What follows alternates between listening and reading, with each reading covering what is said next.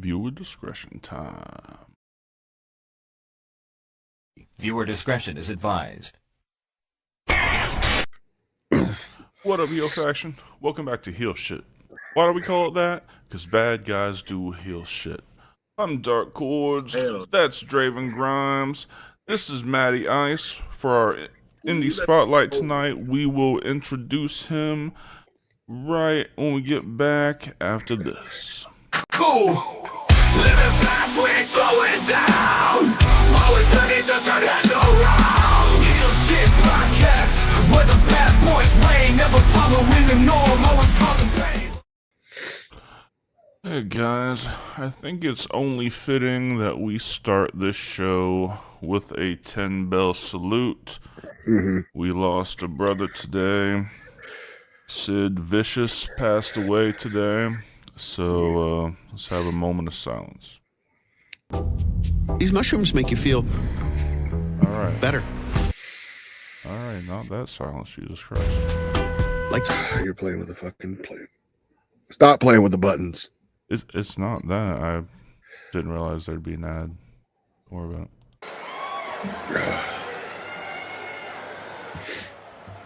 it. Why are you talking so sensually like you're doing voiceovers for my OnlyFans?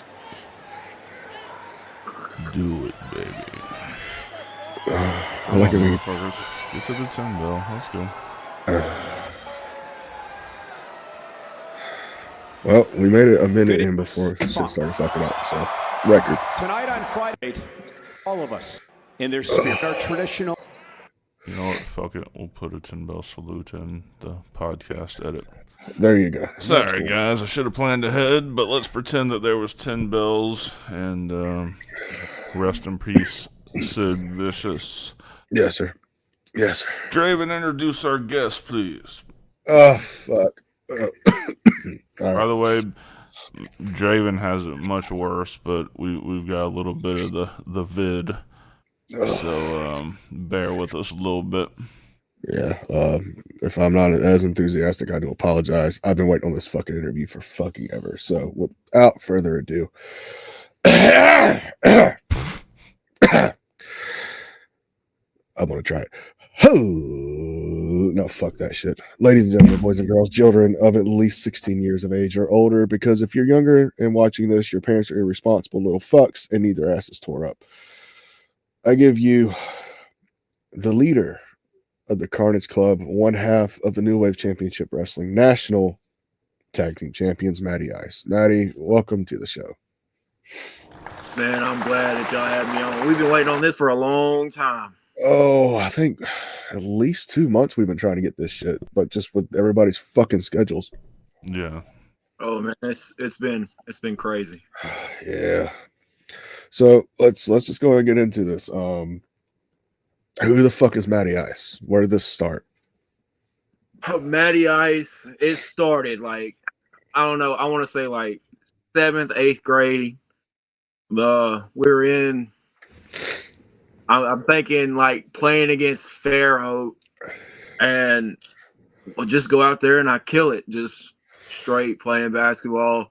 Coach looking at me like couldn't believe it. He was like, man, you're playing so well. He's like, man, we're gonna have to start calling you Matty Ice. He's like, you got ice in your veins and you're just cold hearted. And we pulled through the win, and ever since then, Matty Ice stuck. It's like everybody from my hometown, they don't know me by Matthew. They don't know me by my real first name. They know me as Matty or Matty Ice. Cool deal, brother. Cool deal. So let's start at the beginning of your career. What got you into professional wrestling? Furthermore, what was the moment that you had that epiphany of that's what I want to do with my life? And just to extend a little bit further on that, how did you get into the business? Let's see. I want to say it was 2020, 2021. I just got off of work at Domino's. I'm slaving. I'm working almost 75, 80 hours a week doing literally nothing. And it sucked. Like, shit sucked. And one night, one of my homeboys, one of my drivers, he came over to the house and we were just sitting there watching old school wrestling. I want to say it was Chris Benoit when he was Wild Pegasus versus I think Eddie Guerrero was going under Black Tiger or Yep. Yeah, I know the match you're something. talking about. Yeah, and we were just sitting there watching it, and it was a phenomenal match from the chaining to them actually bumping each other and everything else. And I looked at him, I was like, dude, I want to wrestle. Like, I want to do something more with my life. I want to be happy. I'm tired of like slaving away, absolutely doing nothing. And he was like, well, I used to wrestle back in the day, and if I get a hold of one of my guys and talk to him about it, he might be able to get you in. So I done forgot about it. Like, I forgot about the whole conversation. Some herb was smoked, and we went on about our business. Well, January of 2023, he reached out to me. I done quit Domino's. I done started working somewhere else. And he was like, hey, I just saw my guy. And he said, give him a call. He gave me his phone number, we talked. And that's how I got in touch with Revolt Pro Wrestling here in Alberta. And ever since then, he showed me where I needed to go to train. I trained at Slammed Academy. I got trained by Cameron Russell. He's one half of one of the greatest tag teams I have ever seen in my life, DRT. And from there, it's history. I feel like me getting into the business as quick as I did and taking off as fast as I did, I probably pissed off a lot of people. Oh, yeah. But, you know, in life, you got to step on toes to get where you need to. Yeah. 100%. Yeah, but also take into account the same toes that you step on going up that ladder are connected to the same ashes you're going to have to kiss on the way down that ladder.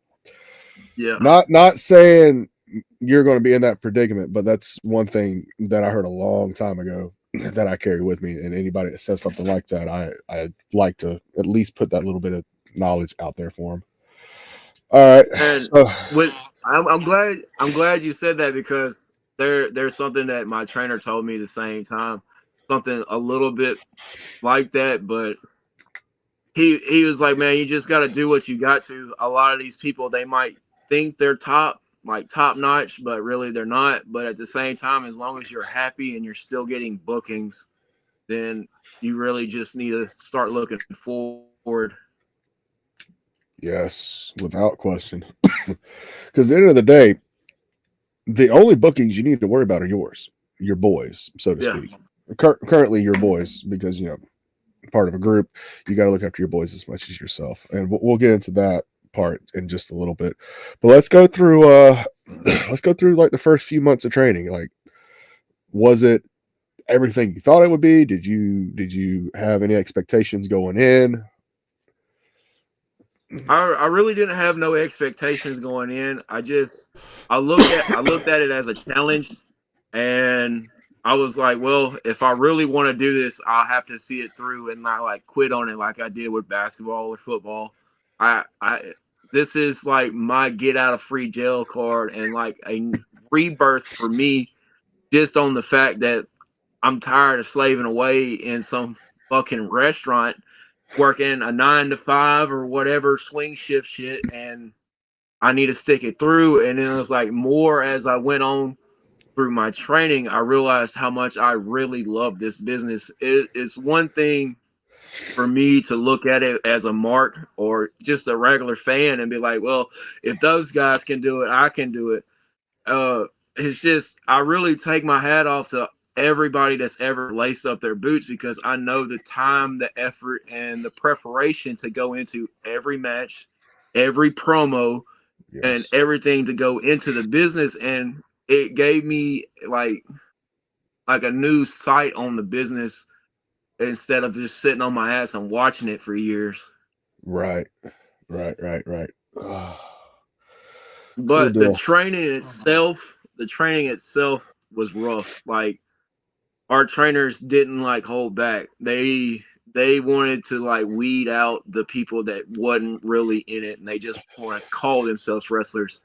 So for the first couple months, it was pure fucking torture. Oh yeah. Blow up drills and back bumps. That's all it fucking was. to this day, triple fives are still my least favorite things to do in the ring. Like as Yes. far as like working out and stuff. No, sir. No, sir. Fuck that shit. I'm thankful for them, but at the same time, I'm like, fuck that. Yeah, I think I'd rather just fucking pancake 30 times in a row. Fuck. Oh, all right. So let's move on past the training. Let's talk about the first opportunity that you got to work a match. What led up? Man. What led up? Look, you said we're shooting from the hip, so and we only got 30 minutes, well, 20 minutes left tonight. So we're just gonna try to get as much as we fucking can in. So Yes, sir. what led up to that? What was your mindset going into it? Who did you work? And go ahead and just say it was the Drizzling Shits because everybody's first match is the Drizzling Shits. Well, I think mine was a little bit different than everybody else's just because I got thrown into it. But also, I was a dumbass and decided to do Greco-Roman wrestling in the middle of the ring before the show. Okay. And homeboy dislocated my knee. Oh, Still had to go out there and do my shit. So I was like hobbling around, taped up my knee and everything, trying to have it like where I could walk on it. And ended up going out there having a 20-second tag team match with Ryan Fury and Zane Stevens. And I got on the apron. This is all I remember. Music plays, Ice Ice Baby by Vanilla Ice. Me and the dude that I was with walk into the ring. We jump up on the apron, and he throws bubble gum at Ryan Fury, and Ryan Fury hits me in the back of the neck, and I just fly. Boom. Hit the guardrail. My knee, I could feel my knees like screaming at me. yeah. And I just laid there. And the whole time, Zane Stevens is killing my tag team partner with like random headbutts. And then they just count him out. It's like Zane just hooked his arm, and I'm just talking about throwing headbutts like nobody's business. God damn. For 20 seconds. For 20 seconds, bro. Must have been like 20 minutes for him. Fuck that shit, dude. So what did you learn? Don't do Greco-Roman before a show. Not try to be like an Olympic wrestler before matches and stuff, because that sucks. And I remember getting home and having to use the bathroom at 1 o'clock in the morning. I'm holding the sink in the side of the wall, crying my ass off, and my wife's in there like, "What's wrong with you?" I said, "I can't get up off the toilet." We've all been there. Your knees about the size of a fucking melon. You're just fucking sitting there like, oh fuck. Yeah. And it's like I walked around for 3 weeks with my shit dislocated, and I took a clothesline at practice, and next thing I know, I hear my knee buckle and then pop. And then the next minute my knee is completely fine, fucking it doesn't hurt no more. And I'm like, oh man, I wish Zane would have hit me like that during the match. Jesus Christ. Oh, so now you carry with you what Dusty always said. Do not do shit you do not know how to do. Exactly. Jesus Christ. And you've only been in the game for what? 3 years? 3 years this year? Let's see. May 20th, 2023. I've only been doing this for a year and some change. All right. And see, you could have fooled me, because when I first watched you work, what was it? I think it was April I first watched you work. Yeah. Yeah, because I worked at Three-Way Ruinton. Dude, I could have swore you're at least 5-6 years in. I swear to God. I don't know. A lot of people tell me that. Even Chase Hansen told me that. And I'm like, no, bro, I've only been doing it for, at the time when I told him this, like 7 months. And a lot of that, I have to be humble about it and give all the credit where it is, because with Cam and Alan Russell, they train you to be like the best talent that you can, as far as like mic work, in-ring abilities, what to do as a manager, even referee spots. They try to give you everything that you can use to perfect that. And I think the reason why they do it the same way with us is because they were trained by Elijah Burke, and Elijah, or the Pope, how people who however you know him, he trained them the same way. And I was blessed enough to have trainers that actually care and take the time to tell you, hey, you messed up, but here's how you can correct that. Yeah. And your teaching's coming from Pope. Obviously, he knows how to work fucking television style a lot better than most of these trainers in Florida and South Georgia. And it's something I've always done is whenever he has a show, especially here in Jacksonville, he does the Love Alive charity shows every January, Awesome shows. every July. Like, he has a lot of great talents, and they all work television style, which is a style that not a lot of independent workers can really catch on to. And if you can catch on to working television style, you can work fucking anywhere. And that's something he's fucking drilled into a lot of people's heads. I've sat down with him privately. I've sat down during seminars, and he fucking said the same shit. If you can work television, you can work fucking anywhere. Well, it's Pope. He's not going to say fuck a lot. But yeah. Yeah. Great fucking I've had guy. the opportunity. I've had the opportunities to work with him like on a first name basis with USWA at the Armory in Jacksonville. Yep. Also his Love Alive charity shows. Like, I've worked security for him, and just to be sitting there watching some of the talent like JTG, Alicia and Red Velvet, just watching those people go in there, it makes me feel good, because I'm like, well, I'm doing my job as a security officer, but I'm also learning at the same time. Right. You tell Alexa over there to shut the fuck up. Goddamn. I know, it's because I said Alexa Bliss. It was going crazy. Trust me, I know. Mine is very fucking sick. It's fuck that thing. I have to unplug it when I'm not using it. So I get it. All right.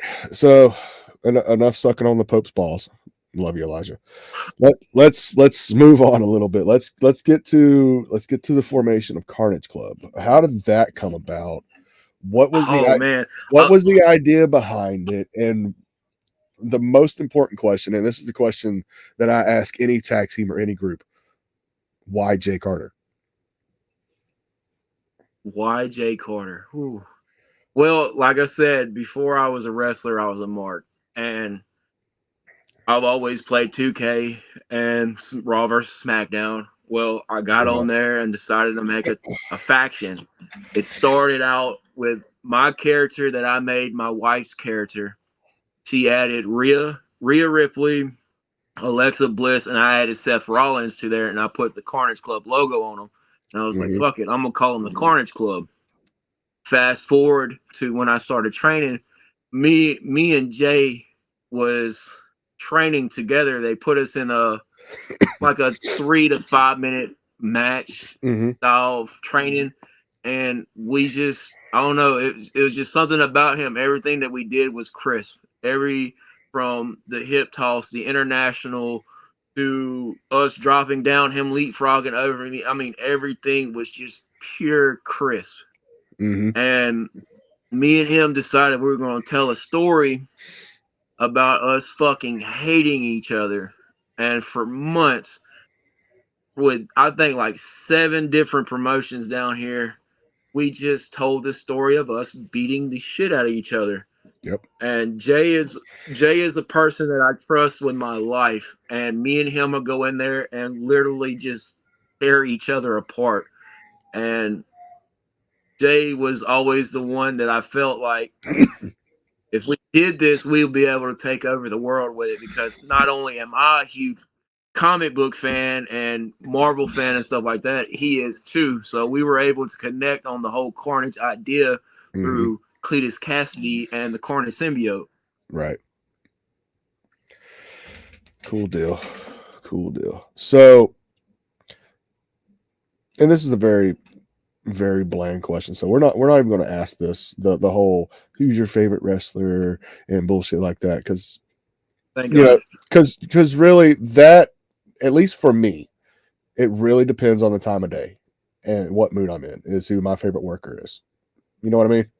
Like one day it could Yeah. be a certain style in Japan that I like. So it's fucking Hiroshi Tanahashi, or I'm in a fucking hardcore mood. So fucking Nick Gage is in the deathmatch scene right now. So it really depends. But let me ask this, and it's the same thing I asked Hunter Hendricks when he was on here a few weeks ago. Who is on that list of workers, tag team, singles, whatever, that you want to work?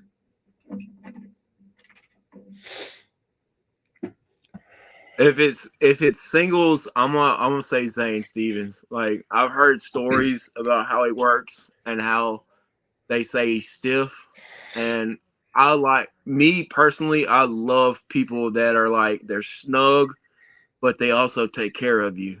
Mm-hmm. And Zane, I've been watching Zane wrestle ever since I started, and I would love the opportunity to get in the ring with him and just if it's a 5-minute match, 8-minute match, 20-minute match, I want to stand across the ring from him and just like do our thing.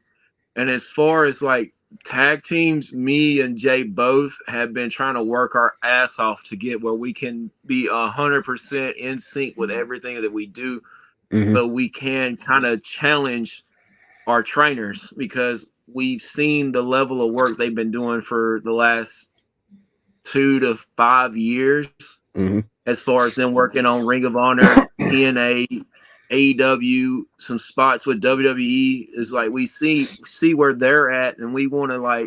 It's almost like the Goku and Vegeta rivalry. It's like we're sitting back as Vegeta right now, and they're the Gokus, and we're pushing ourselves to get past them, but also we want to just be in the same spotlight with them as far as like in ring work and being out there to put on a show for everybody. I got you. Dark, Goku and Vegeta's from Dragon Ball Z. I don't know if you're with the shit. I'm familiar with the word Goku. Yeah. I had to make sure because you looked a little confused. Yeah, I'm the first. I don't watch any anime. I never have. When I was a kid, it was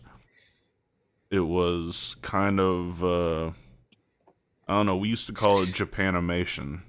Like it just wasn't something that we cared about. Anime. That's fucking anime. I know, but it was kind of like we would call it that as like a diss because none of us watched it.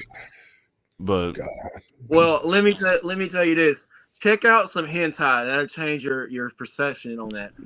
I'm not into tentacles either.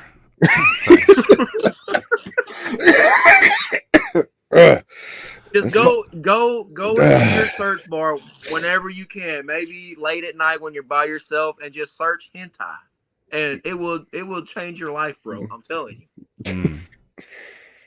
Nothing like cartoon fucking. I mean, you're not wrong. You're not wrong. Look, if I get them animators to fucking take care of that shit, dude, I'll be putting that shit all over Draven's G spot. Trust me. Dude, it's less work I gotta fucking do. 10% off 12 frames or less. Yeah. 12 frames or more. 12 frames or more. Yeah. I ain't got 12 frames. I might have 6 on a good day. Okay. I'm looking at 1.5, bro. We ain't talking about inches. We talking about frames per second. Look, it's not a matter of the size. It's a matter of how fast you can hammer that bitch in. Okay. Shit, mine's still sped up on dial tone. Oh my god. I am so sorry. It still makes that same sound that the internet did back in the day when it was loading up the Wi-Fi and stuff off the dial tone.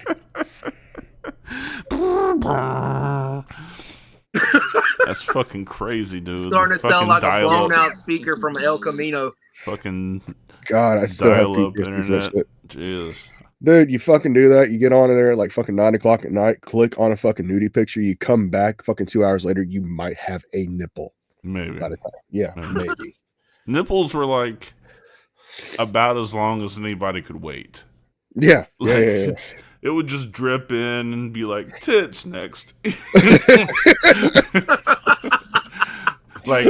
Like, people might be home by the time the whole body gets done. You know, Yeah. I don't have time for that shit. Yeah, you'd be getting up for school the next Me, I'm day. impatient. I just see a little bit of the collarbone, and it's a wrap. Yeah, that collarbone. That's good shit. That's good shit. Oh, Lord. Oh, fuck. We went off the fucking rails here. God damn it. Welcome to the shit show. Welcome to Hill Shit Podcast. Oh, all right. Well, I think we're close enough to 30 minutes. So, as always, I ask everybody, where can they find you? What's your socials? For any bookers or promoters possibly want to reach out to you, how can they get a hold of you? Facebook would be the main one, and you can just search Matty Ice. It'll pop up everything. If you go to my Instagram, it's Matty two cold with the underscore, and I got a link in my bio with my digital business card. All my information, everything is on there. You can pull up my Facebook, my Instagram, TikTok, Snapchat, my work email, and everything. Good deal. Very Good nice. deal. And before we get off here, your future bookings, what you got coming up over the next month or so? The main one I'm looking for is with old school championship wrestling in Mississippi. Yep. Me and Jay Carter are in a triple threat tag team match for the old school championship wrestling tag team belt. Very nice. Very nice. And when is that? September 13th, I think. Okay. I'm not real sure on the date. I just know it's early September. Well, it's either the 7th or it's the 14th. So you're good. So, ladies and gentlemen, this has been Matty Ice. Like I said, I apologize. Apologize to you before the show. Apologize to you today. Normally we go an hour long. You're good. Man. Good. But I feel like absolute dog ass. Dark looks like absolute dog ass. So hell yeah. So we're just going to cut this one short. Matty, we appreciate you. I'll reach out to you soon, probably tomorrow sometime, and we'll link up. All right. Sounds good. Well, thank you, Matty. Let's step away for some sponsors, and we'll be right back with our all-in review. Thanks. Yep. All right, brother. Vodka, Castell. Indulge in the Red Revolution. We'd like to give a shout out to Havoc Energy Drink. Havoc Energy Drink is the energy drink for gamers and streamers by gamers and streamers.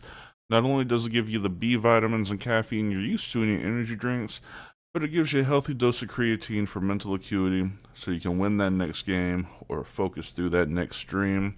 Go to tryhavocenergy.com and enter the code HSP10 for 10% off your order. Again, that's tryhavocenergy.com.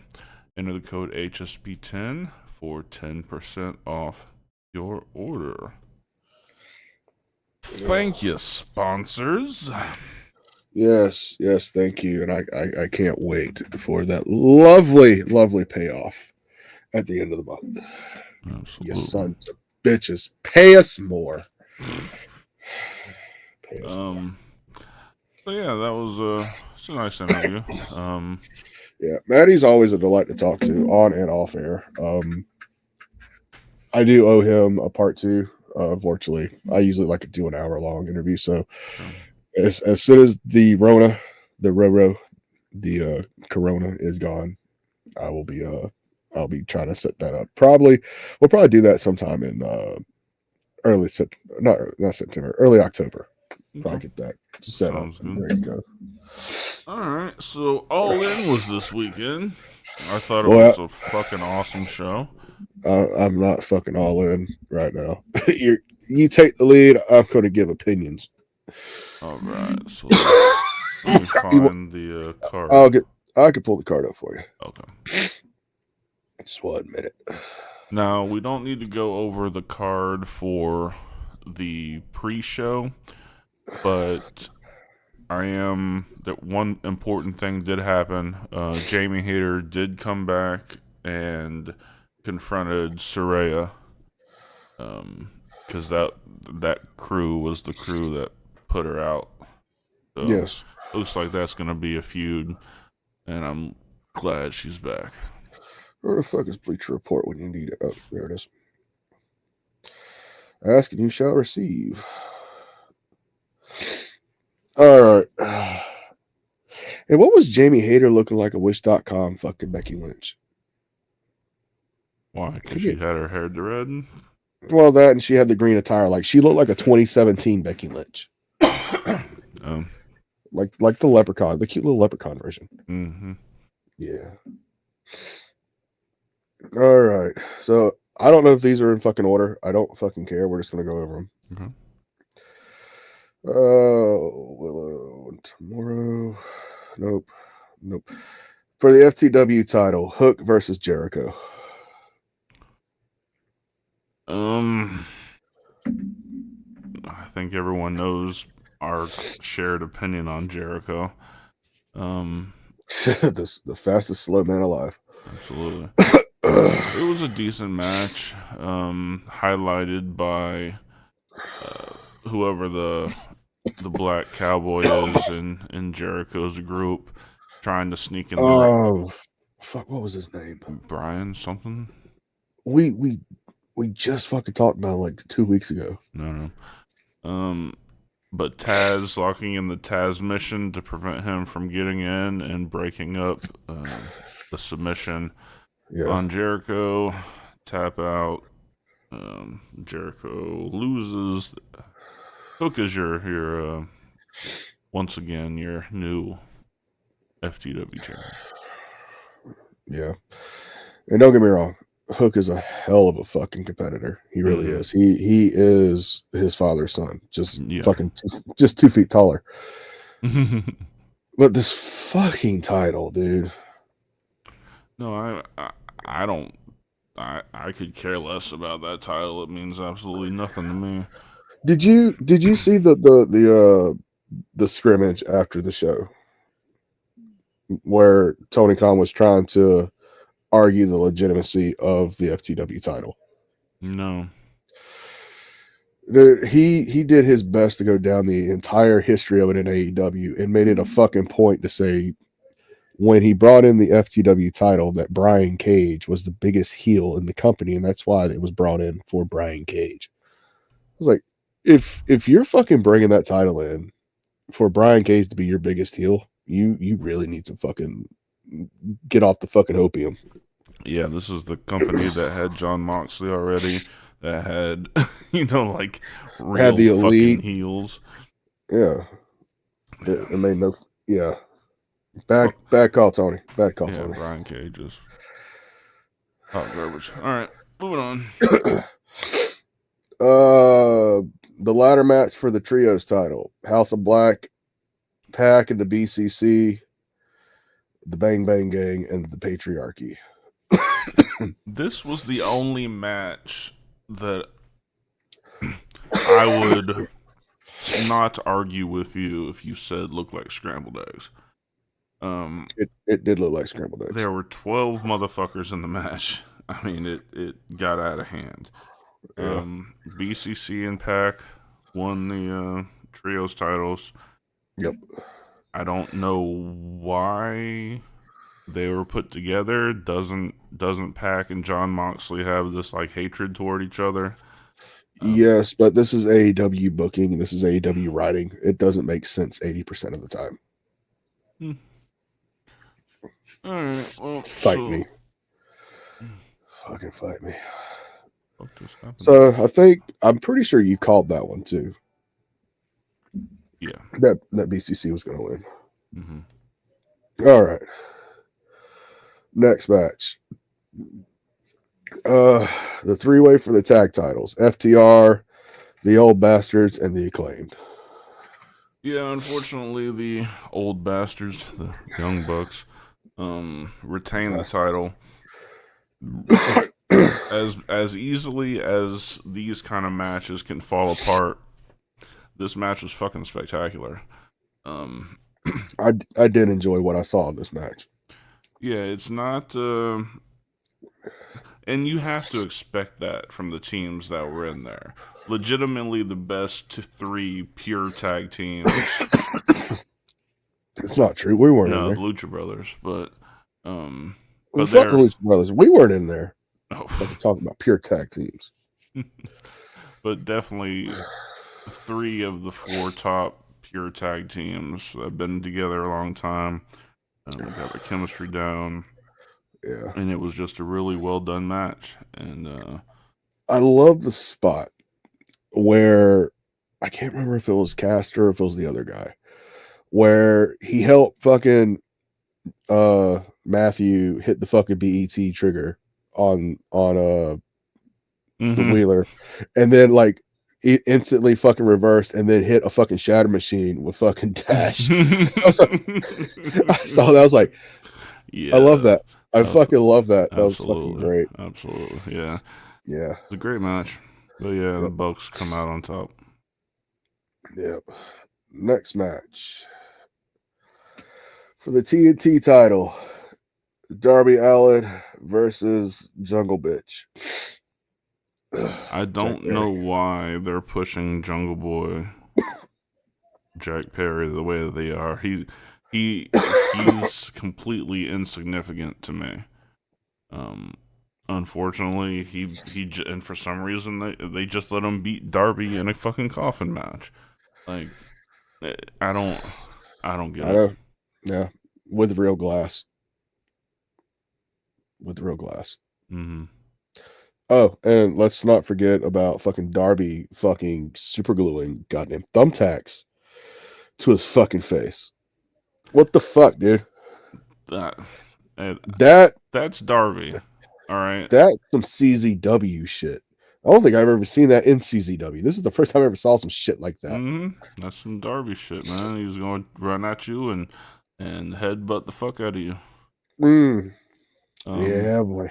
The biggest part of this match, when he had beaten Darby, the match was over.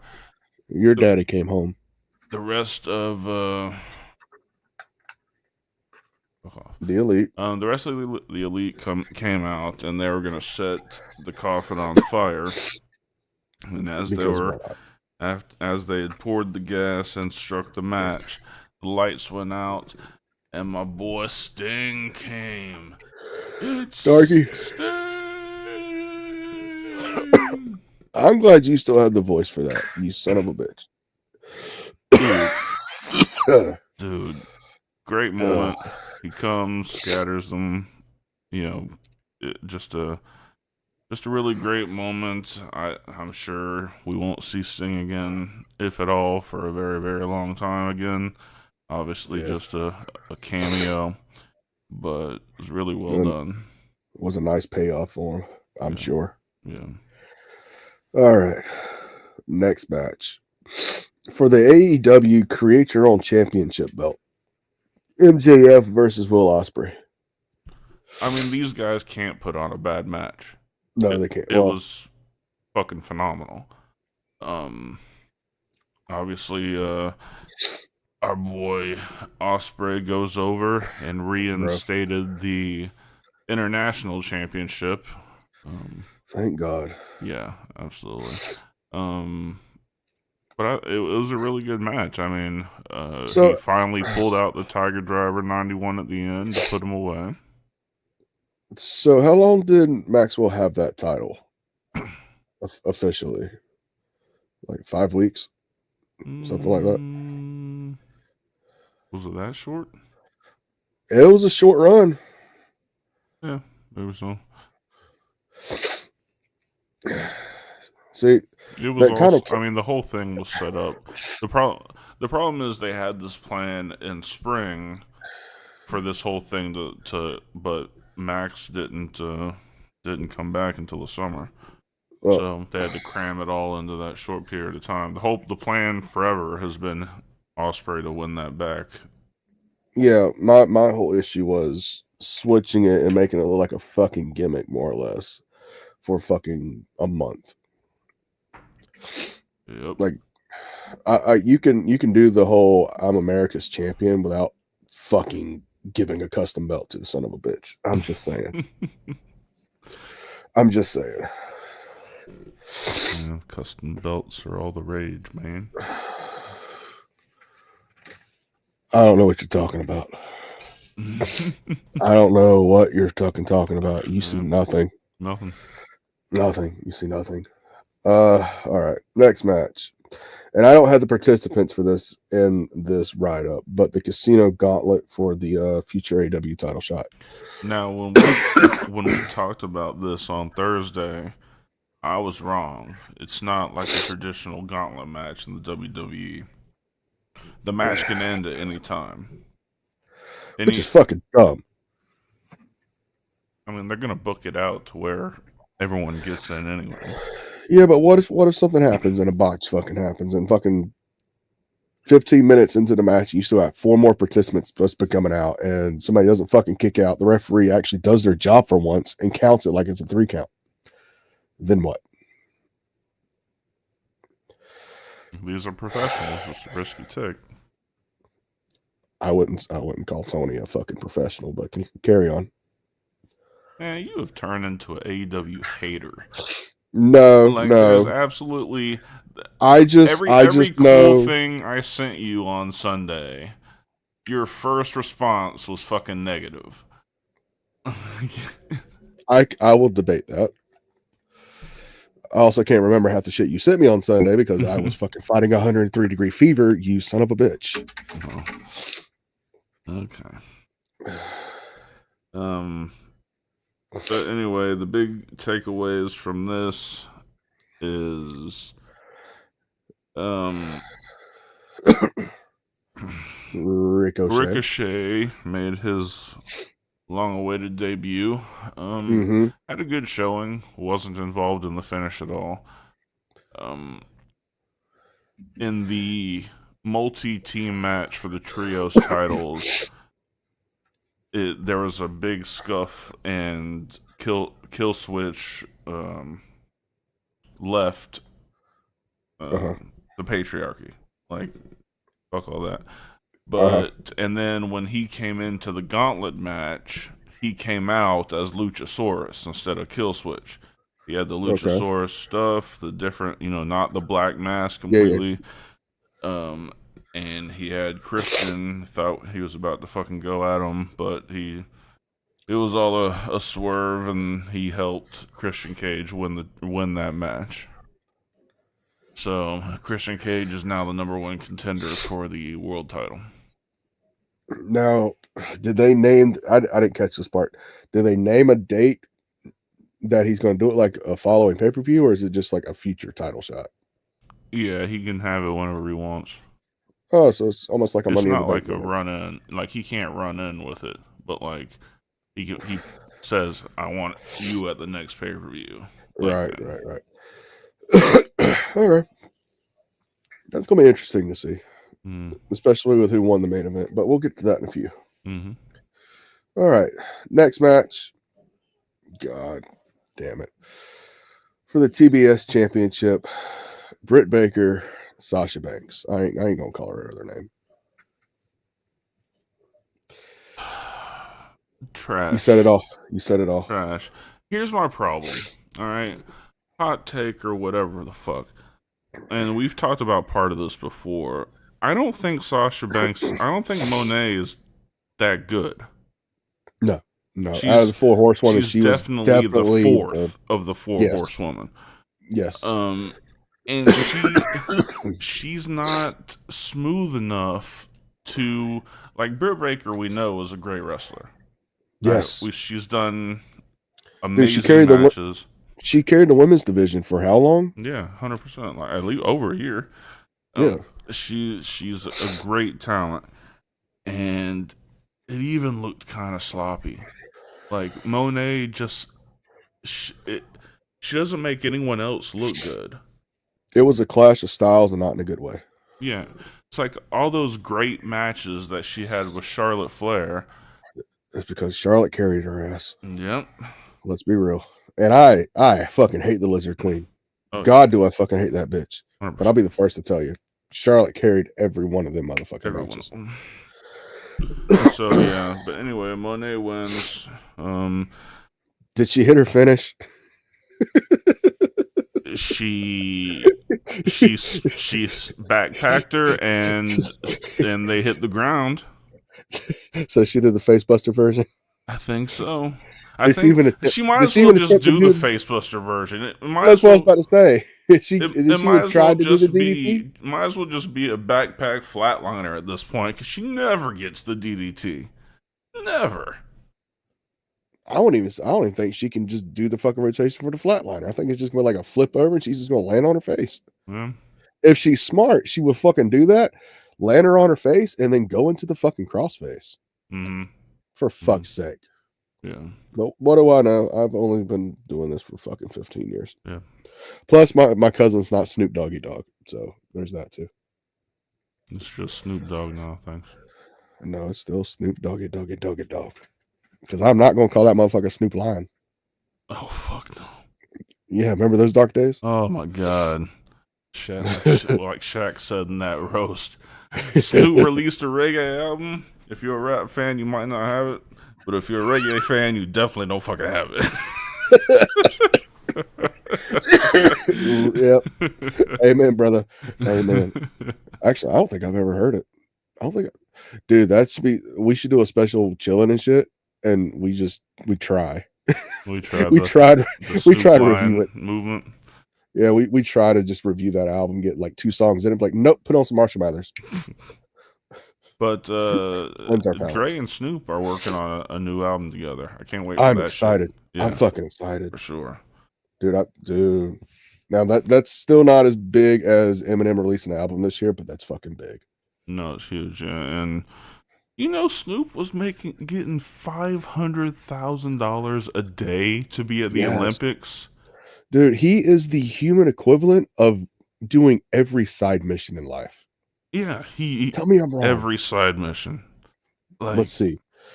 Hosted WrestleMania, worked a match in WrestleMania, won at WrestleMania, is undefeated at WrestleMania. And this is all in one night.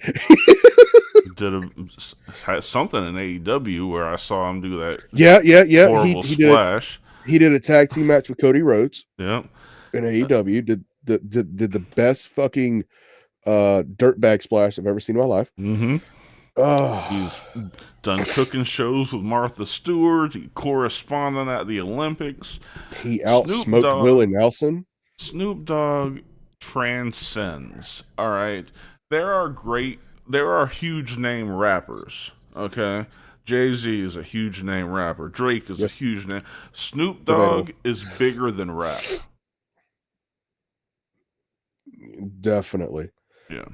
Definitely. As far as the rap game goes, Mount Rushmore, he's definitely one of the foreheads, without question. I don't know that he's the best lyricist, but somehow he's turned into everyone's favorite uncle. Like, this was the same dude that was gangbanging. And now people let him babysit their kids. That's what happens when fucking Martha Stewart comes into your life, dude. I'm just saying. She How changes crazy lives. is that? And this is post-prison Martha Stewart. So they got some shit in common. God damn it. If you listen to Doggy Style and now look at Snoop and be like, there's no way that motherfucker was like this. But he was. I don't know, dude. Big Unk was this motherfucker. Oh, look, you can't Bitch, sit you there. don't love me. You just love my doggy style. Like, you don't love me. Just love my doggy style. Motherfucking chest. These are the pickup lines that you try to use on your wife because they're not working with me tonight. I'm sorry. Well, Okay, maybe you should try. You ain't one of Snoop's hoes. I wouldn't say that. For the right amount of money, I'm anybody's hoe. Remember, I'll shoot Nerf darts into my dick hole for fucking $30. So, just put it. You're undercutting yourself, man. Well, I moved it up to 35. Okay, well, it's Yeah. a little better. Not Know really. your worth. All right, next match. Forgot what the fuck we were doing for a few minutes. No, I'm still sitting here just waiting because it's the main event. Wait, that's it? title. No. There's more. There No, was sir. there No, was a sir. women's title match where Mariah May won the world title from Oh, Tony yeah. Storm. You're right. It's right there. Okay. It all blends it. Dude, No, I understand. I COVID. understand. I didn't lose my sense of taste and smell. I lost my fucking ability to fucking read sentences. Oh, okay. Well, this was a All really right. good match. So there's 2 matches. I'm sorry. That's cool.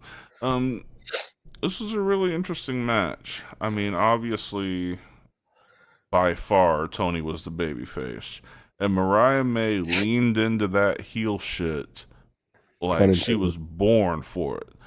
Like, she went up and she slapped the living piss out of her mother in the front row. Dude, Like, her mama's ancestors felt that motherfucking slap. I was stunned. I was like, obviously it didn't really go down like that, but She was smart enough. she put some ass behind that. Like you know what it was? She sat there in her locker room for like 20 minutes before she went out and started thinking about all the shit she got grounded for as a fucking kid. That wasn't her fucking fault. And this is the one fucking opportunity that she has to fucking put some stank on that shit and fucking get away with it. Put some stank on it. Would you slap your mama for $1 million? Sure as shit did. Sure as shit did. And Anyway, got paid. She goes over. It was a really good match. She's an amazing wrestler. I mean, people have only seen her since she's been in AEW. You missed out. I mean, she's been a Stardom star for a long time. Like, she can go. So I've been seeing this go around a couple places. Did she promise that if she won the title that she would have a nude celebration? I did not hear that, but I'll be watching on Wednesday. Boy, let me get that OnlyFans link, man. Let me get that OnlyFans link. I'm just saying. She's smoking. I'm just saying. Boy, let me tell you. But if I get her and Anna Jay on the same fucking page, yeah, buddy. Yeah, it's over. I'm It's a Tony over. Storm guy, though. But I would ski the slopes of that ass. Okay.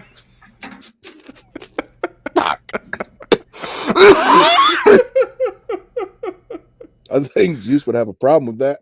I would use that crack as the half pipe and go snowboarding on that shit. Jesus Christ. Yo, Juice probably wasn't working last night after the show because he left his cock and balls on the top rope of that fucking multi-team trios match. Boy, did he. Oh my God. Oh, poor Honeycombs guy. Yeah, Jesus. All right, next match. Now it's the fucking last match.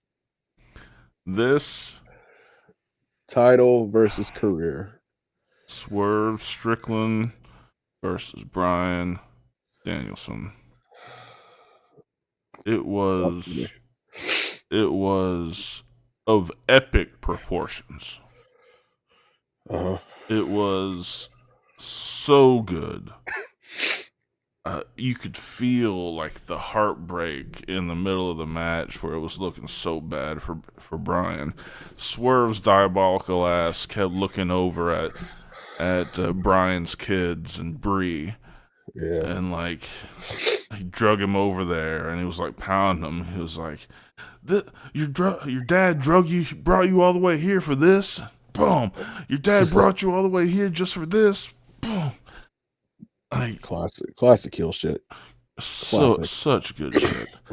And Bryan Danielson. God, Daniel Bryan. I was gonna do that. Bryan Danielson came out on top. I don't know where this booking is gonna go because he hasn't been working with a contract for the past 3 weeks. Yeah, he's been on a handshake deal. But he's good for it. But I imagine there's got to be some new deal being worked out, a limited number of dates. I don't know. I don't know how it's gonna work because he's effectively done with his full-time in-ring career. He'll probably get that Roman Reigns fucking schedule where he just goes to TV and does promos. Yeah. Yeah. Yeah. But yeah, that was a fucking hell of a match. Definitely one of Swerve's best matches Mhm. in a long fucking time.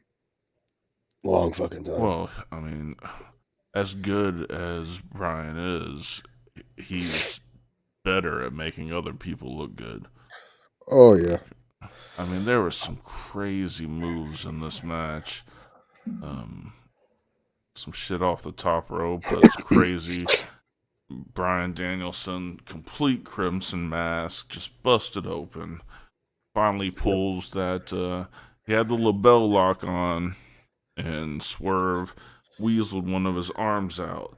So Brian took it, turned it into like the rings of Saturn with the thing. Yeah. Or the I guess who uses that as a stretch? They call it some kind of stretch. I know Pac does a version of it and Yeah. calls it the brutalizer. Yeah. But he still Zack has- Sabre does it, but he does it with his legs. Dude, he was in that gauntlet match. He is so slick. So fucking slick. I was like, wow, the fuck did he do? Like, I can tell I'm really good at telling how a move is done. Like how the science behind a move happens, where the momentum goes, stuff like that. I have no idea how this motherfucker does what he does. Like the transitions into submissions that shouldn't be transitions into submissions. Like yes. He is an enigma. The only other time I could ever think of where I've sat there and I've repeatedly went back and forth and tried to just learn something is when Marty Scurll started doing the fucking finger snap. And for the fucking life of me, I could do it, but I can't get the fucking sound effect to save my fucking life. Yeah. Another cool entrant in the gauntlet match was Nigel McGuinness, and he had a good run. That was my favorite moment of the night. Yeah, man, he hit the fucking that. London. What is it? The Tower London of London. Tower. The Tower of London. Either way. Yeah, dude, that was well deserved. If you know his story, know his history, you definitely see it on another fucking level. For you, if you want a little more backstory on that, go find Chris Van Vliet's podcast he did with him about a month or two ago. Okay. Yeah, definitely a good insight.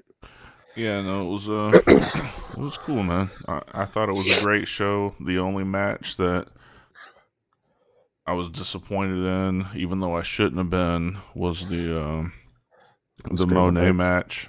Well, I was the same way with the scrambled eggs. The Monet match, I didn't even bother fucking watching because I knew it was gonna be the drizzling shits.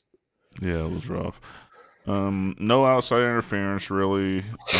Early on in the match, Camille got caught trying to pull some shit and was sent out.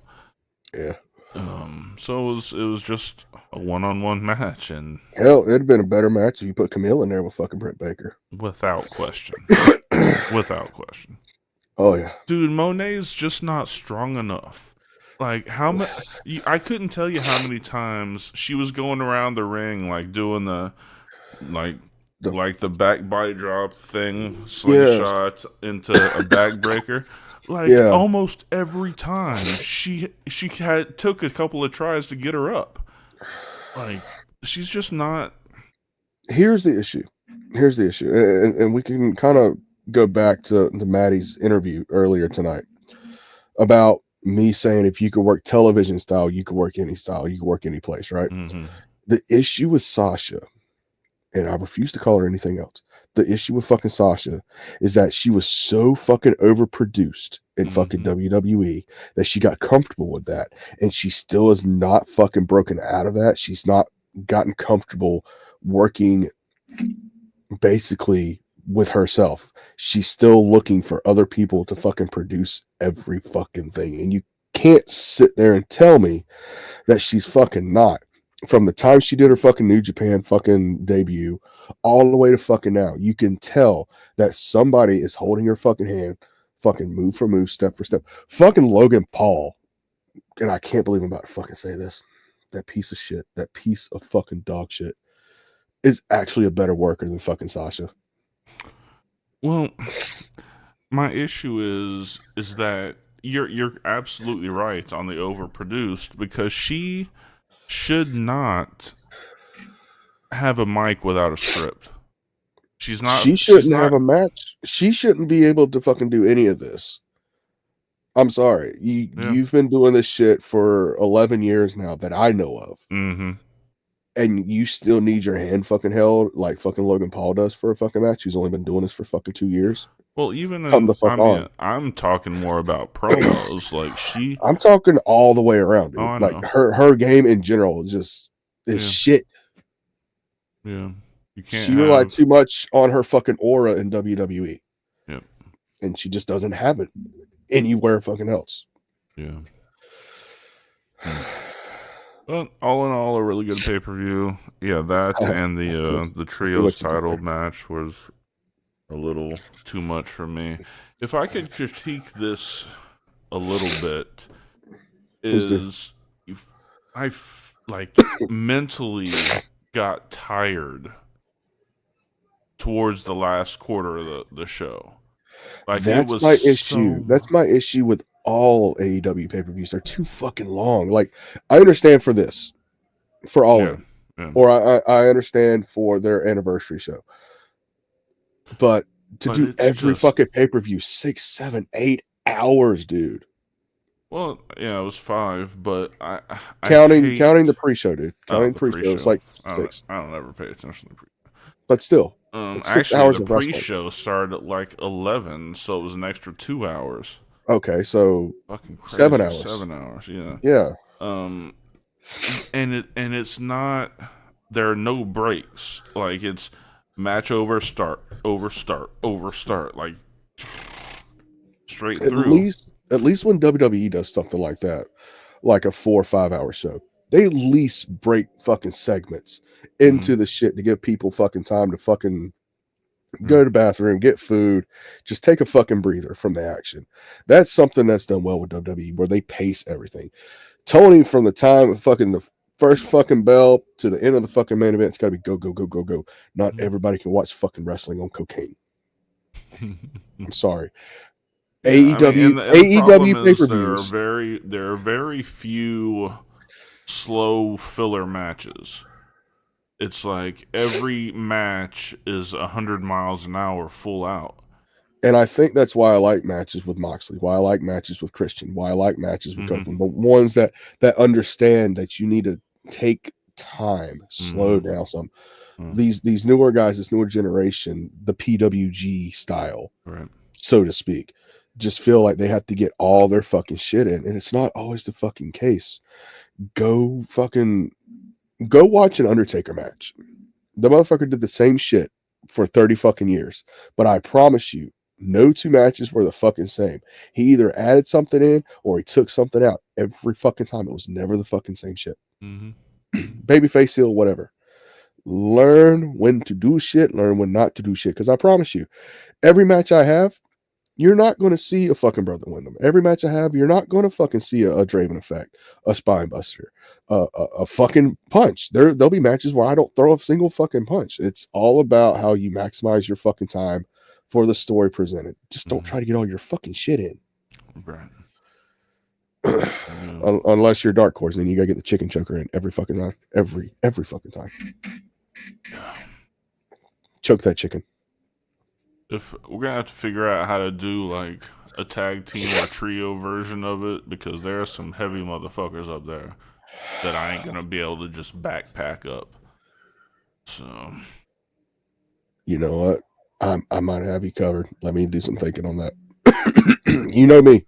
If there's a will, there's a fucking way. Absolutely. All right, man. I think it's time to get the hell out of here.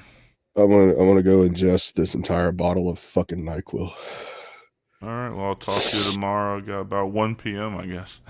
No, you know me. I'll be up at fucking 6 regardless. Well, guys, thank you for hanging out with us. It was a Yeah. little bit longer than normal, but fuck it. Hope you enjoyed it. Yep. For Draven Grimes, I'm Dark Cordz. This has been Heel Shit. Why do we call it that? Because bad guys do heel shit. Peace. Heel Shit Podcast, where the bad boys reign, never following the norm, always causing pain. What if it's